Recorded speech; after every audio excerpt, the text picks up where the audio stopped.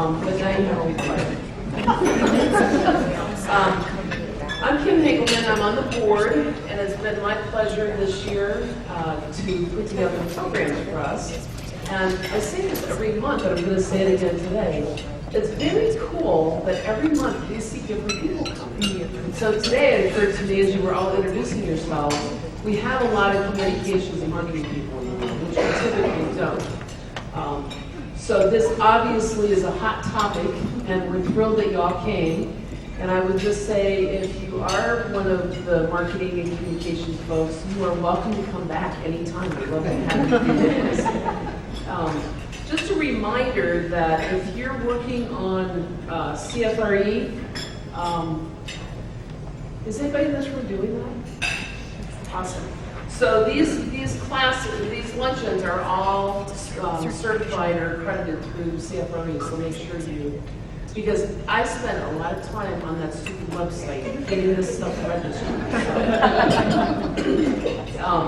Next month, our program is the Philanthropic team from Wells Fargo, and they're going to be talking about some of the new tax laws and how it might be affecting donors, with some tips on the things that we can communicate to our donors as they consider how they're giving with their charitable gifts, and how they want to restructure maybe some of their giving because of the taxes changing. So another good month. And then in July, we'll be having our Philanthropy Institute, so we will not have a luncheon that week. So I'm going to turn this over to Myra, and she's going to make introductions because she actually knows Evie, and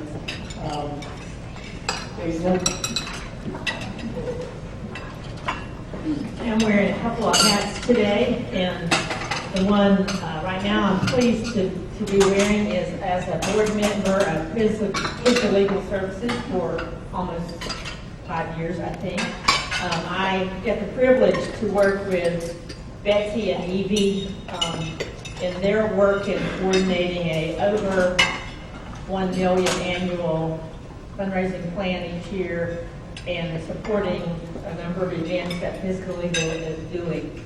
And you know, their work in the community is so important right now. It's more important maybe than ever with domestic violence, immigration, and all the issues that are facing our community. So we're going to hear from Betsy and Evie today. Betsy has been the director of philanthropy at Pisgah Legal for 11 years, and you heard she's going back to Christ School as their director of advancement. But I've been privileged to work with Evie for a long time, many years, going back to United Way, her work at United Way, and the Community Foundation, and at Pisgah Legal Services. And I can say, between Betsy and Evie, they both understand the relationship between your philanthropy work and marketing, and how, if you don't have that story down pat, how to make it one that relates, and how both groups are working together in synergy to bring donors and to bring dollars in the door. So, who's up first? Evie? Okay. Just Evie Sandlin one.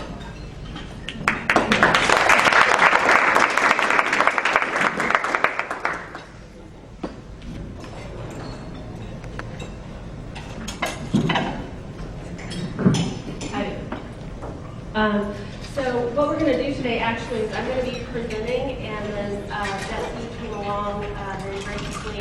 I'm going to do a brief presentation, and then we're going to pull up a couple of chairs, and we're going to sit here and field questions, and if they're more communications related, I'll do my best to answer them, and if they're more development, then Betsy can fill you in on those details.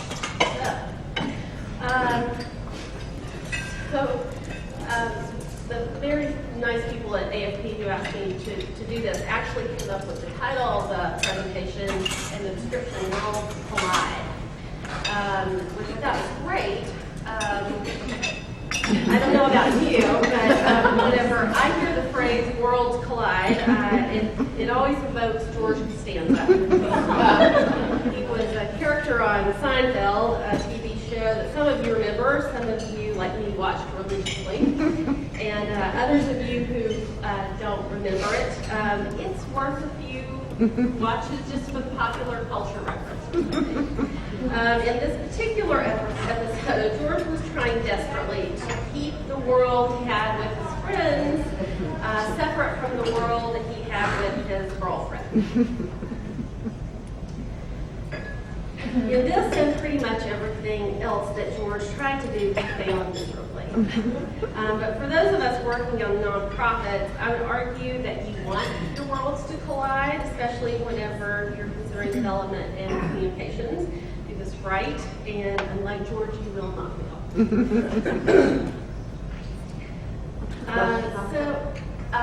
Whether you're working with multiple people on your staff, some dedicated to communication, some to development, or you are the proverbial cheese standing alone, it really doesn't matter. These areas overlap, and they should support each other to accomplish your common goals. Today I'm going to talk about the general differences between communications and development, more importantly, the commonalities, how we at Pisgah Legal work together in good times and bad. And I'm going to take you through some emergency situations that we were not only able to work through, but were able to capitalize on. And then we'll take questions.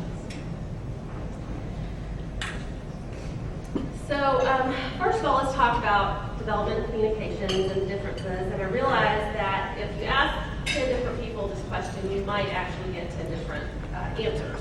This is how I see it generally speaking, and for the purpose of this presentation. Development really, I see as focusing on building those relationships with current and new donors, often having more concrete goals, for example, raising a certain amount of money each year. We're also talking about targeting certain groups of people for certain mailing, outreach activities, special events. Some of you probably call that for marketing.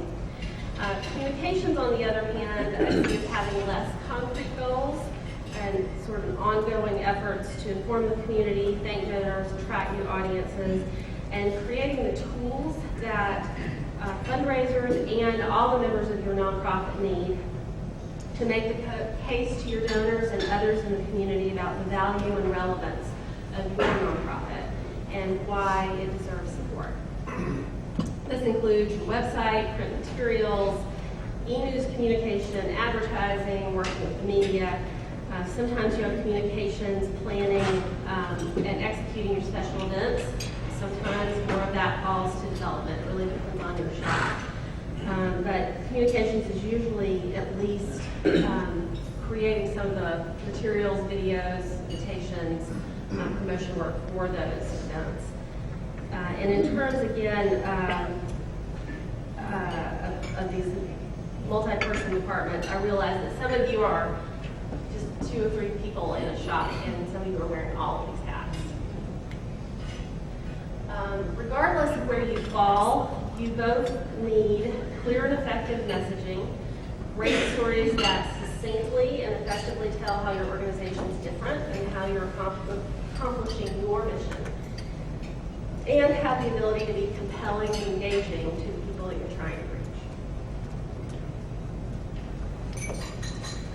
This is really a symbiotic relationship.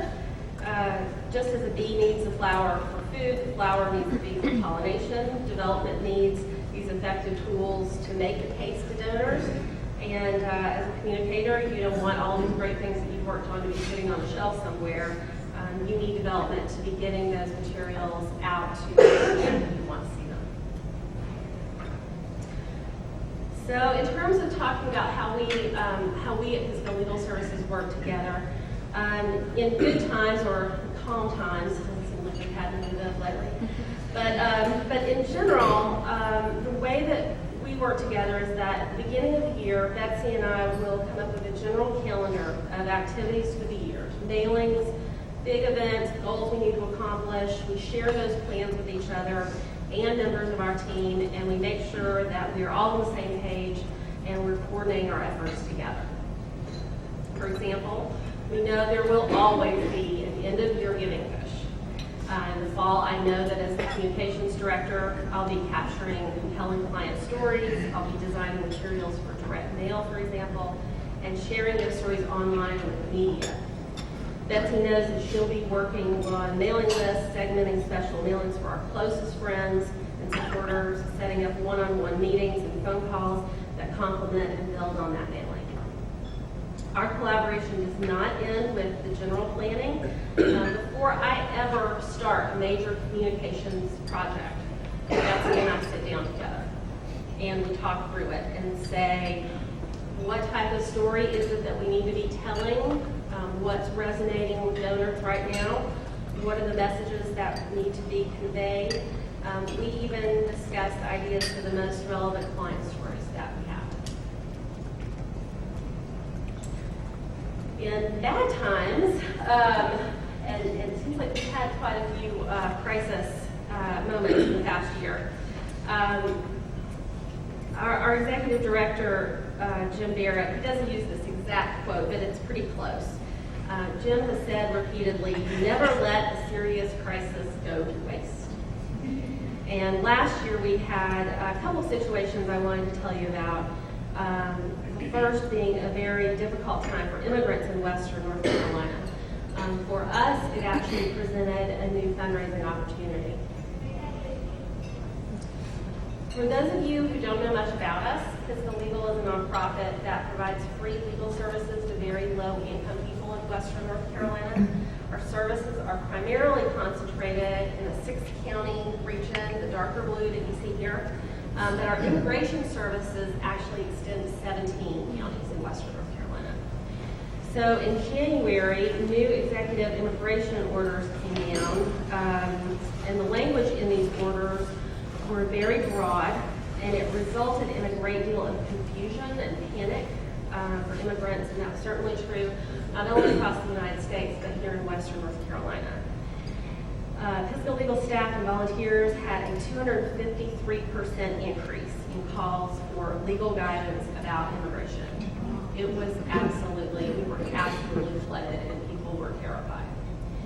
At the time, we had one attorney that handled immigration issues for 17 counties. And we were the only resource in Western North Carolina that provided free legal advice about immigration. In addition to responding to individuals on a case-by-case basis and also working with volunteer attorneys, our program staff held more than 30 outreach events in 4 months. We were recruiting volunteer attorneys who were drafting power of attorney documents for parents who were afraid they would be deported and they would have to leave their children behind, with no one else legally having the authority to make healthcare or education decisions for them without them. So we were hard at work as well. In development, Betsy was identifying and talking with donors who desperately wanted also to help. She worked with donors to create a $40,000 challenge to match community donations dollar for dollar. On the communication side, I was conducting media outreach, answering reporters' questions, coaching our one attorney on how to talk with the media, because let's face it, they don't really want to talk with the media. I was also working with staff to identify clients who felt safe enough to share their stories in print and online so that audiences could see and hear some of these truly heartbreaking stories that we were hearing.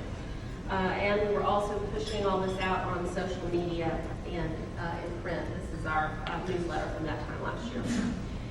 Another member of our team, Valerie True, was writing emergency grant requests, which resulted in funding from the Chaddock Foundation, the Community Foundation of Western North Carolina, the Blue Ridge District of the United Methodist Church, St. James Episcopal Church, and others.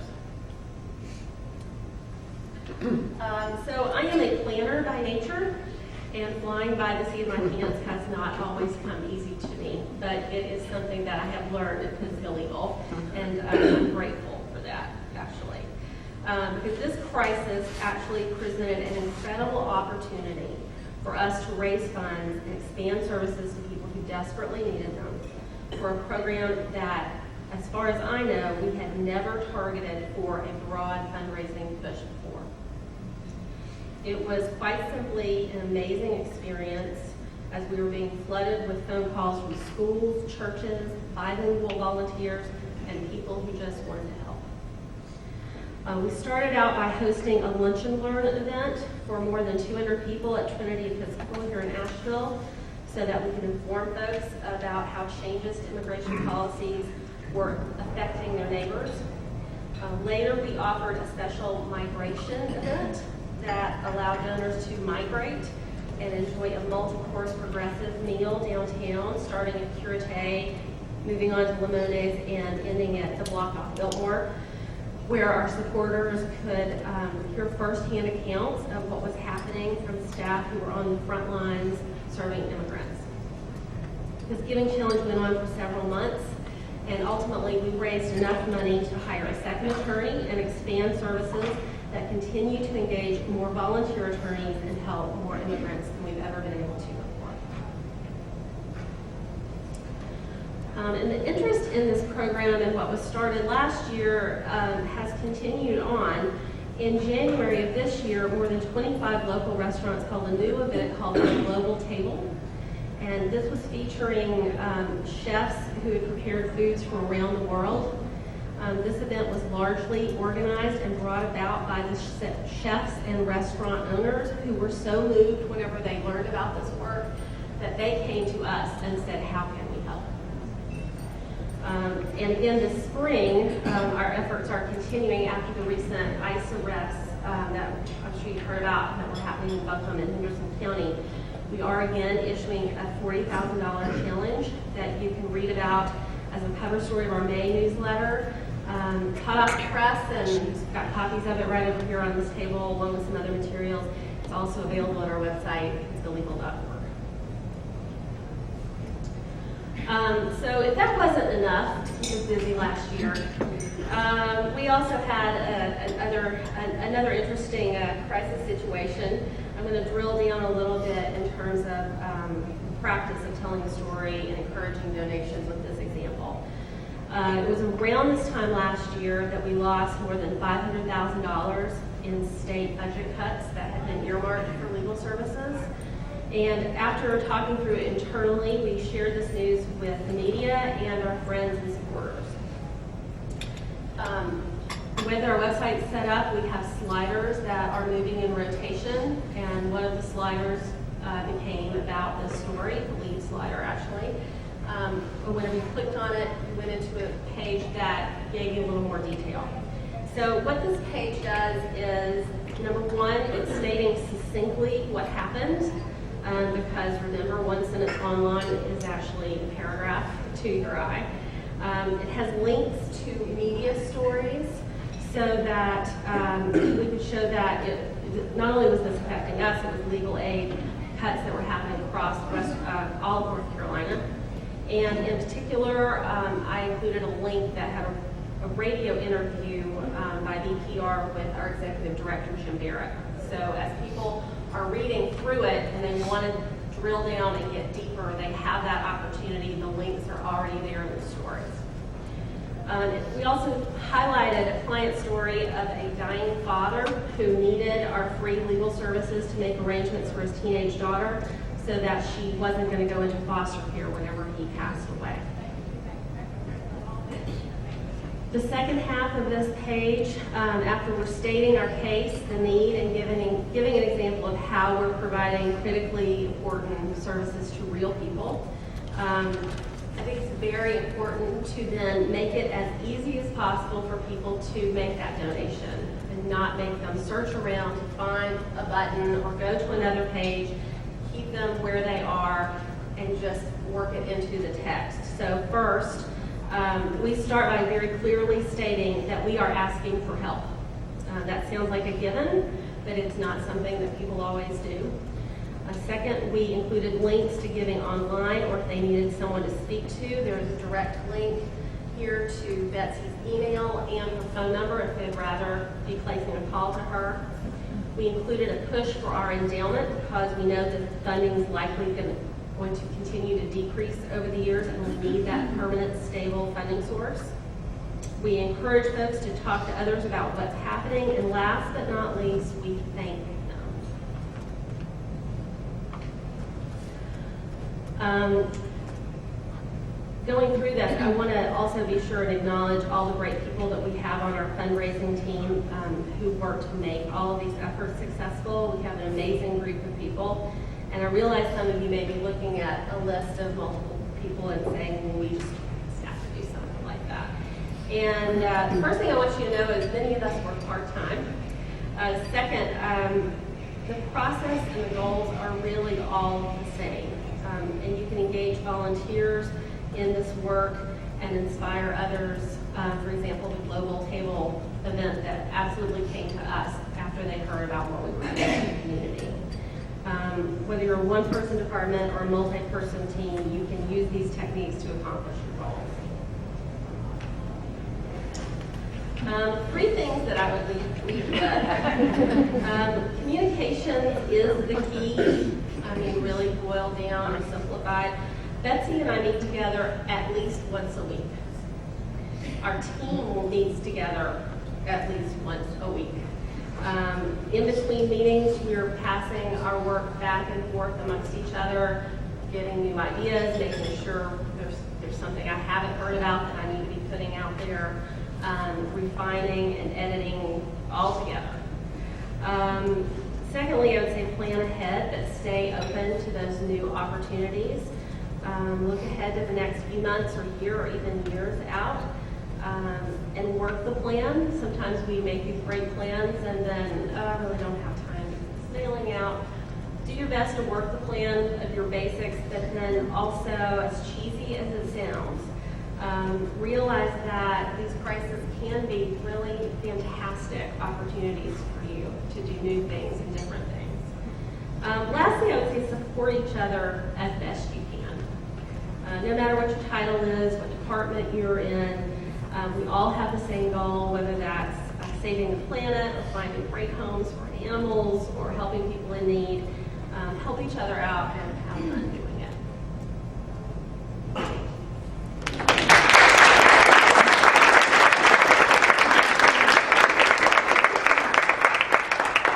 I thought what we do is just grab a couple of chairs for Betsy and I to just sit up here and talk, and you can ask us what you'd like to ask us, and we'll do our best to answer.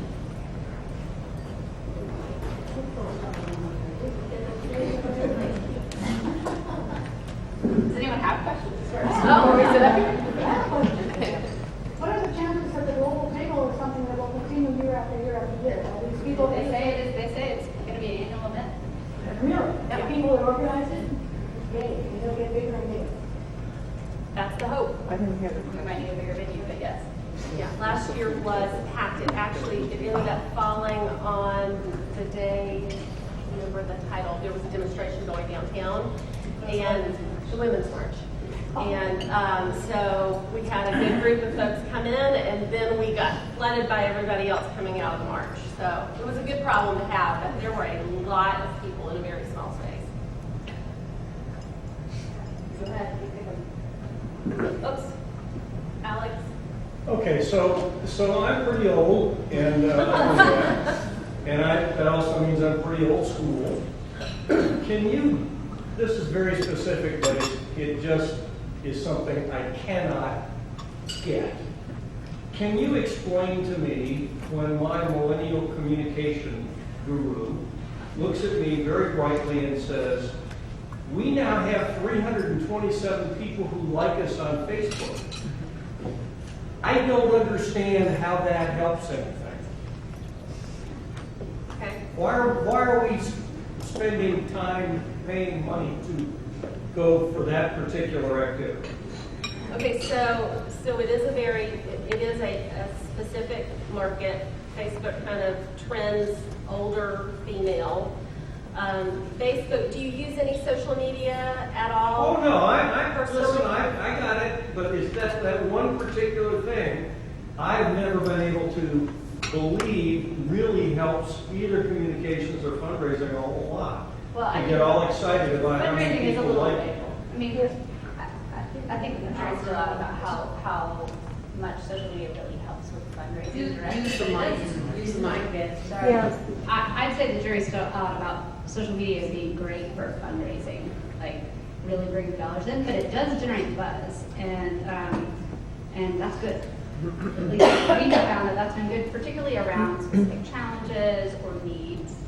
What you've learned, But but just like you're prospecting with hard data for donors, you've got those names, you can still do the research with the likes and bring all those names in. Yeah. It's just the same kind of prospecting. Yeah. I mean, I have to dig a little deeper, but it's. I would say with Facebook, I mean, you're talking about if you've got people who are liking you and they have like-minded friends and they're reposting or showing up on their feed. I mean, I do think there's great outreach. I don't know how to translate that directly into dollars. But there have been, occasionally we will boost something on Facebook so that it continues to run. And we do see more online donations that are coming in when we're not pushing anything else out, and they are being driven by Facebook. Okay, thank you. In my experience, when you have a kind of public controversy / emergency, it's easier to get your communication message out and raise money in those times. It can be harder when things are your everyday. On the other hand, your revenues may be squeezed because your donors don't have as much money, and there's not something big in your mission that's in the public eye. So I was wondering if you could speak to, because I know Pisgah has gone through those kind of times too, even though you do so much emergency work, how you might give that presentation in a non-emergency setting. that helps. So the truth of it is we're always trying to create some kind of campaign or not, we're not creating crisis, but we're trying to have targeted communication about something that's going on all the time. So we know right now we're talking a lot about immigration because we have a $40,000 challenge, and so we're gonna do that for a certain amount of time. When we feel like we're good on that, we're gonna probably switch gears and move to talk about something else. So we're always thinking about what's the next thing that'll be our focus that we can. So it's not all crisis. I agree with you. It's a lot easier when you have a natural crisis. It's easier to generate attention and interest. But we're always in some kind of campaign mode, mini campaign mode. We move from one to another. Would you agree? I would agree, and I would also say something that I try to do, and I don't have as much time as I would like to spend on it, but there are constantly news stories coming out about different issues and different populations being affected and things that are happening that we push out on social media, we use on our website to, again, keep making this continual case about the work that we do and why it's needed. And I think it gives it some validity. I think it's also easier to take a national trend or a big news story and go to the local media and then get your own story generated that, again, you can push out there to donors. I think that's helpful, but I know what you're saying. It's also a luxury to have a lot of different things that you work on. To talk about. You had a question with I'm curious, your weekly meetings that you have between the two of you, and then you have weekly meetings, you said, amongst, I wasn't sure if it was development staff or anything broader than that. And can you speak a little bit to the structure of those meetings? Like and the goals that what are you trying to get out of this?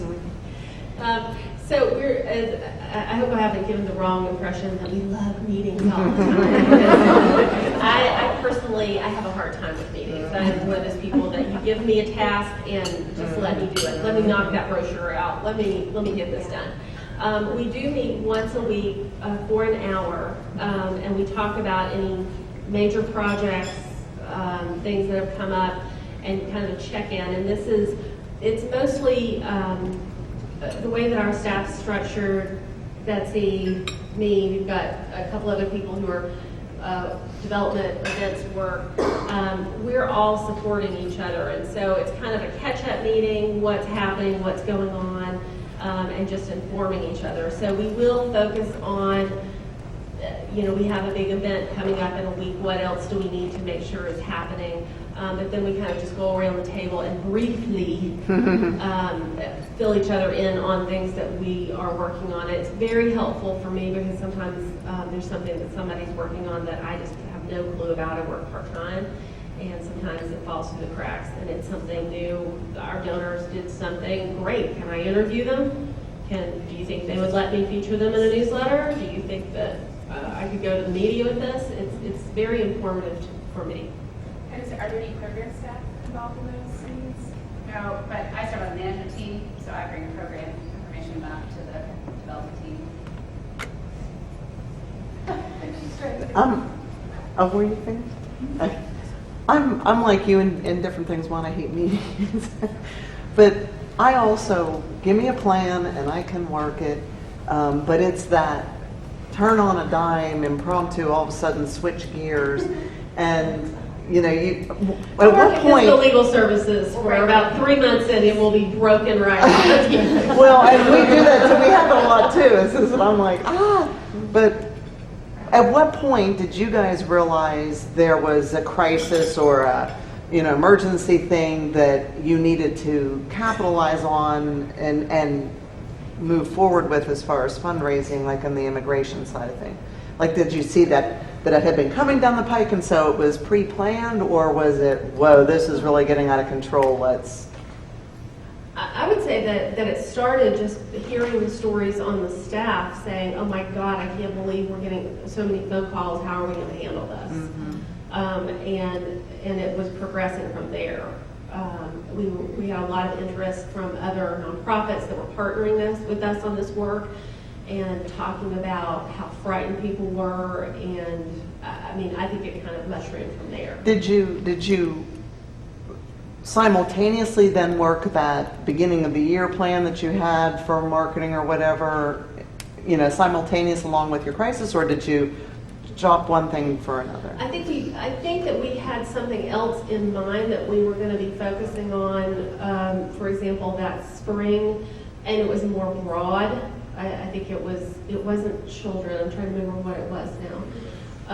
But we had something in mind that we were kind of working towards, but it wasn't. It was a more broad service that we continually provide, and we made the decision that this was really an emerging need, a new need. We didn't know what would happen. We didn't. Immigration's a controversial topic, and we didn't necessarily know how people would respond, but we knew that there was a need there, and we kind of went for it. Do you want to add? I would just add that we saw an opportunity. We've needed another immigration attorney for a long time, and we saw an opportunity where people were outraged about what's happening to capitalize on that and to get people engaged. So some of it was responding to need, some of it was also responding to this opportunity. We knew this is something that our community needed, and it was taking a chance, but it seemed to work pretty well. Yeah. And I'll also just add about the plan part. Evie is an awesome planner. She's always bringing a plan, and I'm always messing it up all the time. This is yin and yang here, because I'm an opportunistic person, and I reserve the right to change my mind, and that's sort of Pisgah's like that. We're a little organic in that way, so it's a real tribute to Evie to have had to work with me. Terrible. Would you talk a little bit about how you do collect your stories? Do you get them from the program people, or do you go out and collect them yourself, or is it a combination of both? So first of all, I do have relationships with several of the attorneys where I just kind of check in with them, people who I know who have in the past given me good stories or come to me and said, hey, I want you to know about this.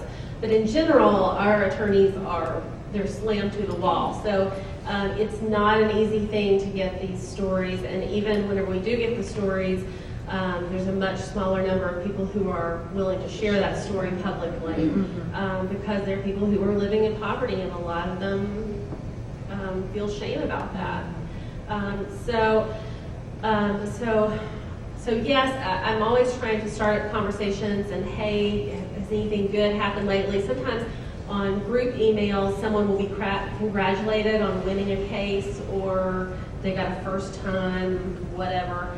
And so sometimes that's a real natural follow-up. But for me, something that happened, and God bless Jim Barrett, I guess he's the one who started this. He started asking the attorneys to submit 2 or 3 case studies, people who've been helped in that quarter, so he could share that with the board. And those get compiled into an advocacy report.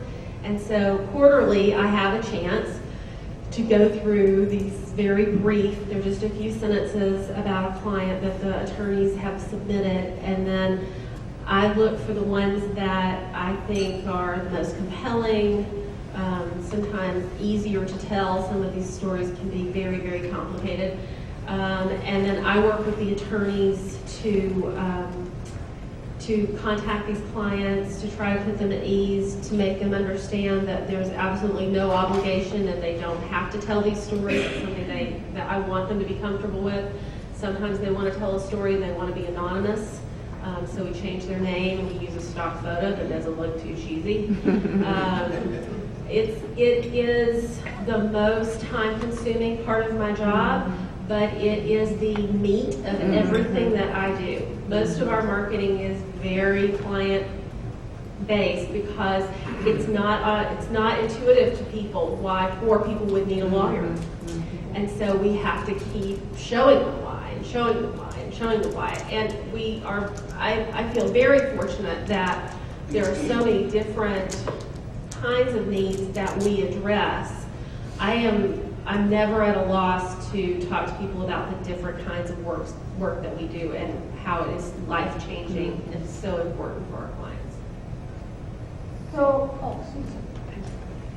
So Caitlin, my colleague and I were very impressed with your team, how many you had on your team, and I actually asked her to take a picture of it. But then I heard you say you're part-time, so I was curious as to how many people on that team are part-time and how many is full-time, and I was just curious about that, because that was an impressive team. Yeah. So Katie Russell Miller I actually have in that list, although Katie really only helps on the periphery. She does some concentrated work on the Poverty Forum, but she really has sort of fallen out of that team. So I am 20 hours a week. Michelle is part-time. Becky, Brent, and Betsy. I'm full-time. And Nora's full-time. So we have 3 full-time, and that's a lot of, that's mostly donor work, but we do have 1 full-time person who's working on the smaller scale events. She's doing a lot of social media. You had your grants team, I think. You had a grants writer Yes, on that team. we do have a grants writer, and she is invaluable. So you She's had, full-time. once again, how many full-time did you have through? We actually just hired another full-time grants person. So you have 4 full-time, 3 part-time? So I it's think like it's, 7 on I think it. is it 4 We full-time? just lost a full-time major donor and Endowment person, so I think we're actually 5 full-time now. Wow. But at any one time, there's 10 and 20 proposals going on. Yeah, more. Yeah, our budget now is 4.7 million. and we raised last year 1.4 million for the annual campaign. So That's impressive. Pisgah does a ton of events, and I see a lot of nonprofits moving away from constant events, and y'all do about 40 annually. Can you talk a little bit about why? Yes. Our really strong philosophy about events, we don't do fundraisers. We raise money at 2 events. We raise pretty good money, 30 or 40,000 on both of them, actually 50 last year at the Poverty Forum. We do not create those events for fundraising though. Our events are all about raising donors. So most of those little events that you see, all the little events, very low maintenance for us. We don't spend a lot of time on them. We create events that we can kind of come in, we have a setup program that we're gonna do, we bring an attorney to tell a story, and we gather people around something they wanna do, and we connect with them. So that's how it's possible. And that we're all not like that on the floor. But we do a lot, and we do sometimes get complaints like, gosh, what am I supposed to come to and what I'm not? So we're always looking at how we refine that. What are your two major fundraising events? So we do 2 annual events, Jazz for Justice, which is sort of a thank you event and an awards banquet, and then the Poverty Forum, which we're, for those of you who don't know, which we're in our 8th year of. And that is a community event. We usually partner with other nonprofits and bring in a keynote speaker, and there's a before cocktail reception, and then there's a keynote speaker and a panel. I don't want to, those events are not low maintenance, so don't worry about that. But they're huge for us, and the number of donors that we have to Fiscal Services have increased incredibly, especially because of the Poverty Forum. Wondering about databases, and if you each have your own for your departments, or do you share them for that segmented marketing, or segmented? Sounds like y'all have a real well-coordinated message, but then does marketing send certain things to certain groups and fundraising separate, or do you share this? All of her lists come from me, come from our department, and we have one system, Razor's Edge. And development they are the ones telling me, this is who the newsletter needs to go to. This is who this mailing needs to go to. We don't do a lot of mailings to clients, so most of that outreach is in person or at clinics or. I just wanted to ask you a question about the 4.8 million, is that what you said your budget is? Tell us a little bit about how a client calls and they're in need, and you refer them to an attorney. Do you have attorney fees? I mean, the client pays nothing, is that correct? So do you have attorney fees across the board, or tell me how your money then is used? There are no fees for our services. We have roughly 20 staff attorneys, and then we have about 300 volunteer attorneys. So we have people who are coordinating those volunteer attorneys, getting them to take on cases. And that they're paid by the money? They are not paid. So tell me a little bit about your expense budget then. So we're paying for most of our budget goes to 60 staff members. It's pretty much all staff. Yeah, well, so we have, 4 regional offices, 4 offices in the region, and then we have 7 locations total where we're working, for example, out of Mayheck, for example. But yeah, our budget is really, it's all staff. Wow, that's serious. There are no paid legal fees. Our clients are 125% on the poverty level. They pay. So we help over 15,000 people, and they're the very, very poorest in our community. And Well, there's it's plenty more to help. Yeah, it's great, but they don't have to pay anything. I just didn't know if you had to then also pay the attorneys some kind of a sliding scale fee or fee or something. No, it's all pro bono work. The attorneys in the region, we wish there were more in the region, because the Buncombe County has a very organized volunteer attorney pool, and that do pro bono work, and attorneys are really required to do pro bono work each year as part of their licensing, relicensing certification.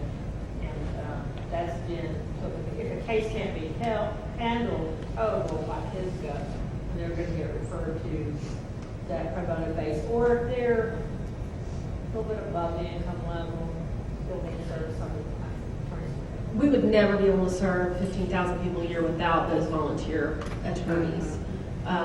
So that relationship's critical, and we're very fortunate.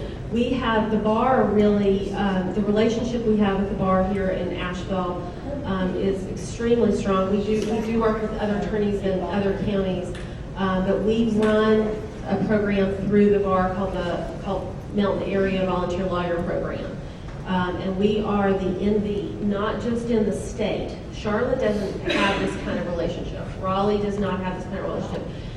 Whenever we go to legal conferences, they don't understand how we have this relationship. We live in a very special community, and this relationship has been one that really has been there from the beginning. It's our 40th anniversary.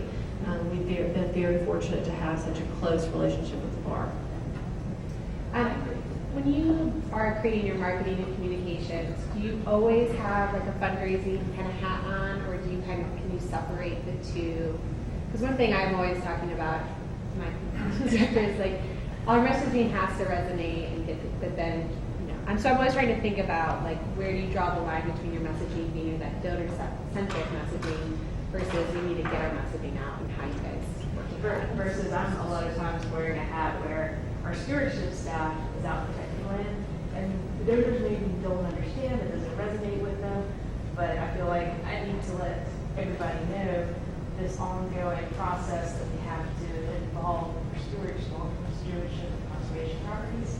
So I've got this communications hat that may not, I don't have like a top level, fundraising goal going on where I'm pushing out this messaging that maybe she's like, we don't need to tell about this story. Or just even like in general ads, or like do you always think about the donor when you're communicating, or is it sometimes you just need to communicate to get a certain message? I personally have drank the Kool-Aid. I am very donor-centric. I think it's all about empowering them, no matter what you're telling them about. You can say, you are making this happen. This would not be happening without you. We can't make this happen without you. Look at what you did. Thank you for what you did. I love web communications because you are kind of, you can kind of have this conversation where you can take them places and find out more. I feel like especially, I worked for funders before I came to Pisgah Legal. Since I've come to Pisgah Legal, I don't feel like I have the luxury of general communications. I feel like everything has got to come back to, if you feel inspired by this, please give, or you made this happen. There's a great communications bureau guy called, his name is Tom Ahern, and I got to see him a couple of times whenever I worked for the Community Foundation. And he's all about donor-centric communications. And it really, I jumped on board a while back. That's my bias. Yes. Well, join me in thanking the speakers.